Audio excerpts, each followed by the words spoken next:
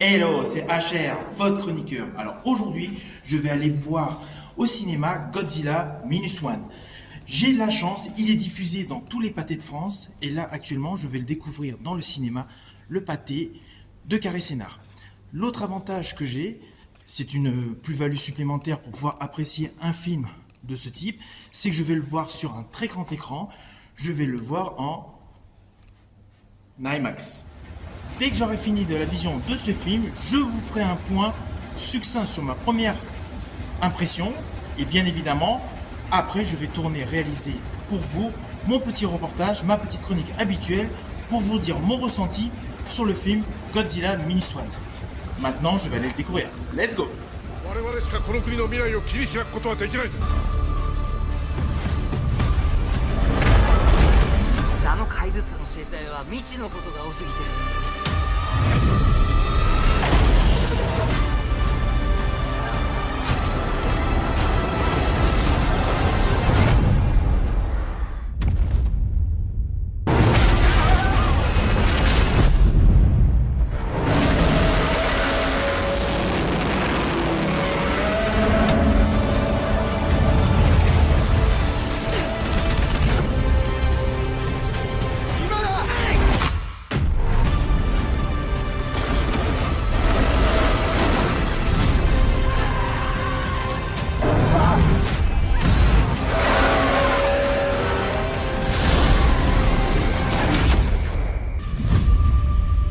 ゴジラマイナスワン。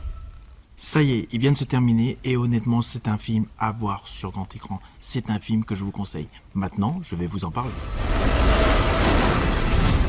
Alors, comme promis, je vais vous parler de ce film. Mais tout d'abord, sachez qu'il s'agit du 37e opus de la saga Godzilla. Cela fait plusieurs décennies que ce monstre est sur les écrans au Japon.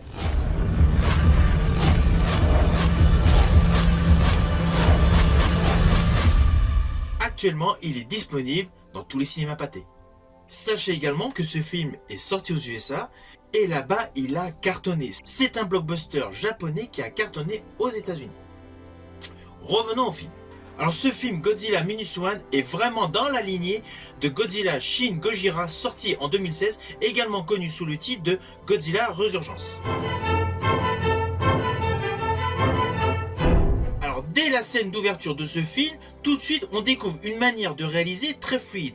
Nous avons un plan rapproché d'une bombe qui est sous un avion, celui-ci donc atterrit. Nous sommes donc en Seconde Guerre mondiale. Le pilote descend, assez rapidement donc les mécanos vont voir le pilote, surtout l'un d'eux, et comprend qu'il ne s'est pas servi du tout de sa bombe, qu'il n'a pas fait son rôle de kamikaze, il a simulé grosso modo une panne mécanique. Très rapidement donc, les minutes s'égrènent, nous sommes en pleine nuit, donc il est avec les mécanos donc sur cette île, l'île de Odo, et là Godzilla attaque. Les mécanos, à juste titre, demandent à ce pilote kamikaze donc de monter dans son avion et de se servir de sa mitrailleuse. Celui-ci le fait, il monte dans le cockpit, mais seulement ce pilote a énormément peur. Il a la trouille, il ne fait rien et au contraire, il redescend de l'avion. Immédiatement, il est considéré comme un lâche et tout le site est massacré par Godzilla. En quelques secondes, ce pilote et un mécano se retrouvent tous deux seuls survivants de l'attaque de Godzilla. Immédiatement, on a un bond de quelques semaines. Ce fameux pilote rentre chez lui, donc dans sa province.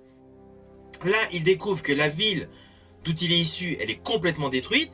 La maison familiale est détruite. Ses parents sont décédés. Il retrouve sa voisine, qui elle est très offusquée de découvrir que le pilote est revenu, car elle sait que c'est un kamikaze. Et forcément, s'il est revenu, c'est qu'il n'a pas fait son job. Et sachez qu'au Japon, l'honneur est primordial. Et d'ailleurs, c'est largement explicité durant tout le film. Toujours assez rapidement, il fait la connaissance donc d'une femme avec une petite fille. La petite fille n'est pas l'enfant de la femme, mais ça je vous laisserai le découvrir.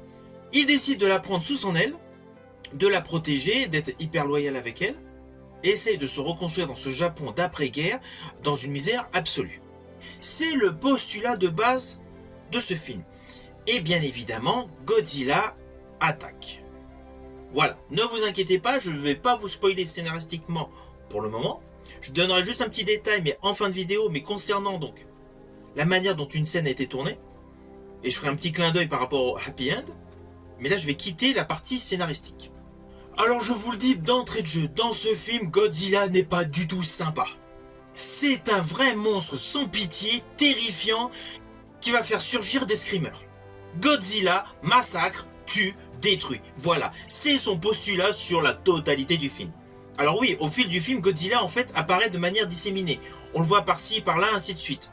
Mais j'estime que c'est une plus-value au film. Car du coup, on est obligé de se concentrer sur les personnages. Personnages qui sont très édulcorés, qui sont très travaillés. あいつの未来を守ってやりたい。 Alors tous les protagonistes de ce film sont extrêmement attachants. Je dirais même que toutes les lignes de dialogue qui gravitent autour d'eux sont extrêmement travaillées, extrêmement édulcorées. Elles vous permettent une réelle immersion dans cette incroyable histoire qui a un côté certes fantastique, mais qui a essentiellement un côté horrifique. Vous allez avoir une montée d'adrénaline au fil du déroulé de l'histoire et vous serez tenu en haleine du début jusqu'à la fin. Le jeu des acteurs et des actrices est impeccable. Vous allez vraiment ressentir leur crainte, leur peur, le côté effrayé par le monstre Godzilla qui dans ce film apparaît tel un véritable dévoreur de pays, dévoreur de monde.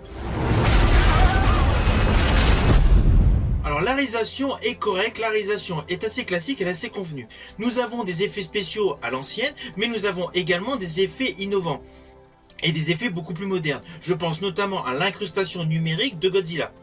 Vous allez remarquer qu'il y a quelques CGI, mais il y a essentiellement un immense effort par rapport au make-up.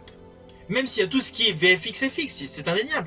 Mais il y a tout un côté de maquillage qui est extrêmement travaillé et il y a un côté de modélisme. D'ailleurs, je vous conseille de découvrir le Behind the Scene. Ce making-of vous permet de découvrir donc certains secrets de tournage, certains secrets donc concernant les effets visuels, les effets sonores, et aussi l'utilisation rudimentaire de certains fonds verts afin d'augmenter l'ampleur du décor. Bien évidemment, je vous invite à découvrir ce making-of après avoir vu le film. Si vous le regardez avant, naturellement, vous serez spoilé par certaines scènes. Néanmoins, c'est toujours intéressant de regarder comment est tourné un film. Surtout un film de ce genre, avec un budget très minime par rapport à de gros blockbusters américains, mais qui au final, devant l'écran, vous présente un réel rendu. Alors je dirais que l'essentiel des effets spéciaux, de la lumière, des contrastes, des CGI, des VFX, en fait tout ce que vous voulez, tout ça donc est en parfaite alchimie et cela confère au film une certaine qualité. Et la photographie légèrement saturée ajoute une plus-value. L'ensemble est selon moi de très bonne qualité. Alors oui, il y a des moments où vous allez deviner qu'en fait que le personnage de Godzilla, c'est un bonhomme qui est déguisé en Godzilla. Mais cela est présent historiquement dans tous les films Godzilla. Cela fait partie de la culture du Japon. C'est un fait que vous pouvez voir dans tous les Godzilla Made in Asia. Alors je n'aurai de cesse de vous dire que c'est un bon film. Il n'y a pas que le côté fantastique, il n'y a pas que le côté science-fiction, il n'y a pas que le côté horrifique. Le fait d'avoir placé le film juste après la Seconde Guerre mondiale accroît l'ampleur du désastre et surtout permet d'avoir une émergence dans son esprit de certaines valeurs importantes et surtout des thèmes primordiaux. Car sous couvert d'un grand film avec des monstres, il y a de nombreux sujets sociétals. Il y a notamment la notion de misère, de famine. La tristesse est prépondérante dans ce film. Il y a certes de nombreux moments épiques, mais ils sont majoritairement dramatiques. J'estime même que le héros représente métaphoriquement l'ensemble du Japon. Alors la réalisation de Takamashi Yamazaki est superbe. Je dirais même que par rapport à sa filmographie, il s'est inspiré en termes de technique visuelle de deux films que j'ai particulièrement aimés parmi sa filmographie. Le premier, forcément, jeune étant fan du dessin animé Albator, j'ai forcément adoré.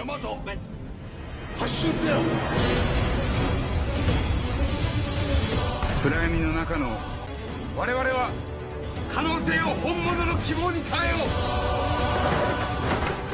Et de son film de guerre Kamikaze, le dernier assaut, en 2013.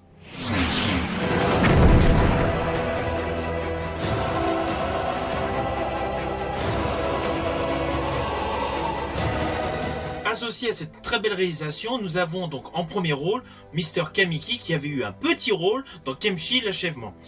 Dans ce film, il a bien évidemment beaucoup plus d'ampleur, beaucoup plus de temps à l'image. Son jeu est en parfaite adéquation avec tout le déroulé de l'histoire. Et son personnage a réellement une évolution par rapport du début jusqu'à la fin. Sa psychologie, sa mentalité va totalement changer. あいつの未来を守ってやりたい。 Alors concernant la musique de Naoki Sato, elle est parfaite, elle est en totale adéquation avec chaque plan séquence de ce film. Il y a des moments avec beaucoup de percussions, à chaque fois évidemment qu'on voit Godzilla. Il y a des moments tout en finesse avec beaucoup de mélancolie mis en avant donc par des sons fluides très discrets. Et on a des sonorités, je dirais, à genre alternatif. En ce qui me concerne, j'estime que son style musical se rapproche de Lord Balfe. Juste pour information, c'était le compositeur de la dernière BO de Mission Impossible. Et concernant cette BO pour Godzilla Minus One, j'ai adoré tous les passages où il y a des chœurs en profondeur. Ça ajoute de la nostalgie, ça ajoute de la mélancolie à cette histoire qui a un côté mélodramatique. Même si, sous couvert d'être un film science-fiction avec des monstres, le côté mélodramatique mis en avant confère au style de ce film un effet de film qui pourrait s'apparenter à un film d'auteur. Et toujours sur le plan musical, j'ai bien aimé le fond sonore lors du plan séquence qui fait écho au film Les Dents de la Mer de Steven Spielberg. Vous comprendrez en découvrant le film. Alors attention à ce que je vais dire, cela s'apparente à un spoil, c'est un spoil mais plus sur un effet visuel. Précédemment dans la vidéo, j'avais précisé qu'il y avait eu du modélisme effectué donc pour la réalisation de certaines séquences. Justement, au tout début de ce film, lorsque le Godzilla attaque les mécanos donc sur l'île Doldo, à un moment, il prend avec sa gueule donc l'avion, il le soulève, il éclate avec les dents, bon, il le rejette. Avec un regard averti, on s'aperçoit qu'à ce moment-là, bien évidemment, c'est une maquette, c'est du modélisme. Mais j'ai particulièrement aimé les détails. Lorsqu'on regarde le plan séquence où le monstre chope l'avion, et le plan séquence suivant, on redécouvre l'épave de l'avion. Elle a exactement les morsures, les traces de morsures au niveau du plan précédent où le monstre l'avait attrapé. Ces plans démontrent une réelle finition dans les détails. Alors niveau scène, j'ai particulièrement aimé évidemment tous les effets visuels sur l'eau. Alors il y a un autre effet visuel que j'ai particulièrement apprécié, il se déroule vers la fin du film sous l'eau. Rassurez-vous, je n'irai pas plus loin. Alors concernant le happy end, j'ai dit que je ferai un petit clin d'œil, on va pas se mentir, le coup du télégramme, on pouvait largement le prévoir vers la moitié du film.